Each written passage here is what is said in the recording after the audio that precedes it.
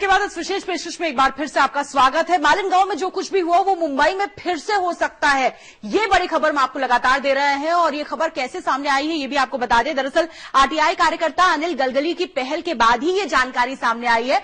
वो हमारे संवाददाता वसीम हैदर के साथ इस वक्त मुंबई में मौजूद है। बहुत बहुत स्वागत है अनिल जी आपका।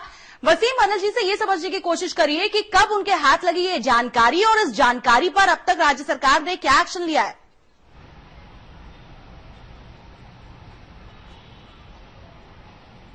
अनिल, ये सवाल पूछना चाहते हैं कि ये जानकारी कब लगी कि 1.25 लाख लोगों की जान खतरे में है और सरकार ने अब तक क्या आखिर इस पर कदम उठाया है? ये जो पूरी जानकारी हमें 2011 में मिली और 2012 में इस बारे में हमने लगातार फॉलोअप किया। ये जानकारी जब हासिल करने के लिए मुंबई स्लम बोर्ड जो था उसे कम से कम 6 महीने लगे, क्योंकि पूरा सर्वे करने के लिए उन्हें पूरे मुंबई के जितने भी 36 विधानसभा थे वहां जाकर उन्हें सर्वे करना था। और इस सर्वे में भी जानकारी आई कि 25 असेंबली में करीब 20,000 से अधिक झोपड़े तो खतरनाक है, उसमें से 10,000 झोपड़े कभी भी गिर सकते हैं। वैसे पूरे मुंबई में 1.25 लाख लोग जिनकी जान हथेली में है, उसके लिए सरकार ने पिछले 3 वर्षों में किसी भी तरह की कार्रवाई नहीं की। किस तरह का फॉलोअप तुमने जब किया, सीएम से बातचीत की, लगातार लेटर भी लिखा, तो सरकार की तरफ से क्या जवाब आता है इस पूरे मामले पर, क्योंकि 1.25 लाख लोगों की जान का मामला है? जब हमने इस बारे में लगातार संपर्क किया तो हाउसिंग डिपार्टमेंट ये पूरा मामला यूडी डिपार्टमेंट में डाल रहा है और यूडी डिपार्टमेंट ने आज तक कोई रिप्लाई भी नहीं दिया। हमने इस बारे में पिछले महीने में भी फिर एक बार आरटीआई एप्लीकेशन किया कि जो मुख्यमंत्री ने आपको सितंबर 2011 में आदेश दिया था, उस आदेश पर आपने क्या कार्रवाई की, आपने किस तरह का मास्टर प्लान बनाया या किस तरह का आपने उस पर एक्शन लिया। मगर यूडी डिपार्टमेंट जो स्वयं मुख्यमंत्री के अंडर में है उसने किसी तरह का जवाब नहीं दिया और एक तरह से सरकार उन लोगों के जान के साथ खेलने का काम कर रही है। सरकार जान के साथ खेलने का काम कर रही है, एक डिपार्टमेंट दूसरे डिपार्टमेंट की तरफ डालता है, दूसरा डिपार्टमेंट तीसरे डिपार्टमेंट की तरफ डालता है। और यूडी की अगर बात की जाए, सीएम के अंडर में खुद है और उनकी तरफ से अगर जवाब नहीं आता तो आप समझ सकते हैं कि कितना सीरियसनेस सीएम खुद है इस पूरे मामले को लेकर। जी वाकई वसीम, मालिनगांव में जो कुछ भी हुआ कहीं ऐसा तो नहीं वो जो खौफ है वो मुंबई के लोगों में भी नजर आ रहा है और वो लोग जो पहाड़ी के आसपास बसे हुए हैं अब वो पलायन कर रहे हैं, क्या इस तरह की खबर भी आपको मिल रही है?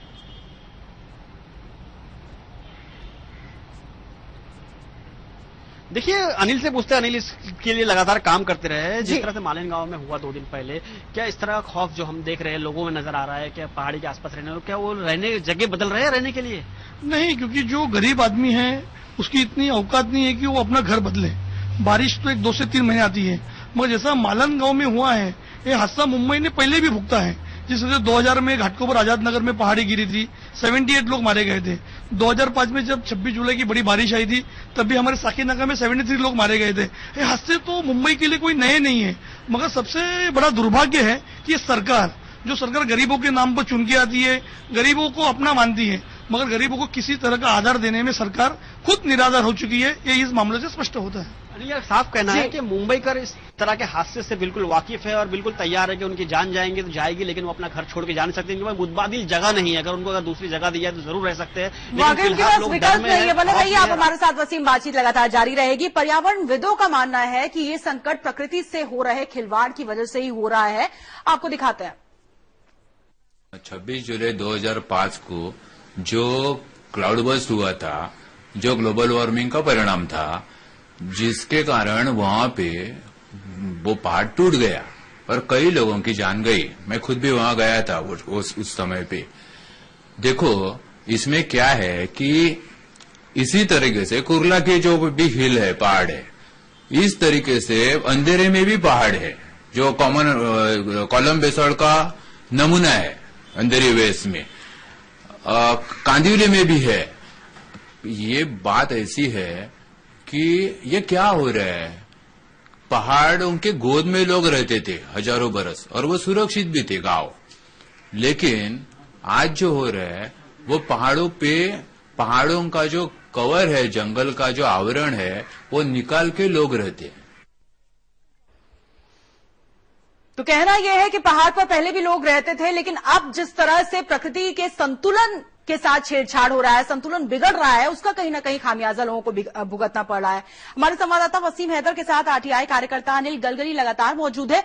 वसीम, क्या गलगली जी को भी यही लगता है कि कहीं ना कहीं जो आदमी तरक्की कर रहा है, जिस तरह की तकनीक का इस्तेमाल हो रहा है, ये उन्हीं के साइड इफेक्ट्स हैं कि जान इस तरह से जोखिम में पड़ रही है?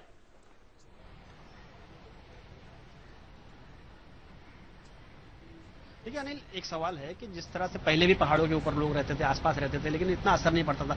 क्या लगता है कि जिस तरह से तरक्की हो रही है, खिलवाड़ हो रहा है पर्यावरण के साथ, इसकी वजह से लोगों की जान जा रही है और इस तरह का हादसा हो रहा है? निश्चित तौर पर अगर हम मुंबई की बात करेंगे तो यहाँ पर जो विकास के नाम पर विनाश का काम किया जा रहा है।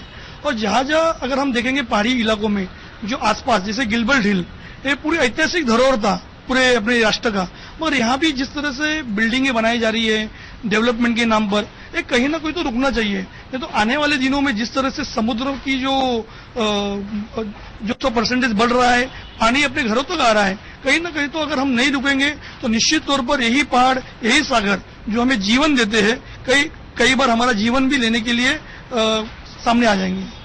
पहाड़ को पे अगर रहना नहीं रोका गया और उसकी चीज को सुरक्षा नहीं दी गई तो ये हमारे लिए जान का जोखिम हो सकता है आने वाले दिनों में। और मुंबई में लगातार ये होता ही रहा है, ये साफ कहना है अनिल का भी। जी, तो विकास तो हो रहा है, लेकिन बेतरतीब तरीके से जो विकास हो रहा है उसका असर ये हो रहा है कि वो विनाश में बदल रहा है और लोगों के लिए बड़ी मुसीबत का सबब बनता जा रहा है। अनिल गलगली का ये कहना है, ये वो शख्स है जिन्होंने सूचना के अधिकार का इस्तेमाल किया और जो जानकारी सामने आई है वो हम सब के लिए एक सबक बन सकती है। आप दोनों का बहुत बहुत शुक्रिया इस चर्चा में शामिल होने के लिए। इसी के साथ इस विशेष पेशकश में फिलहाल इतना ही। छोटा सा ब्रेक, जल्द लौट रहे हैं।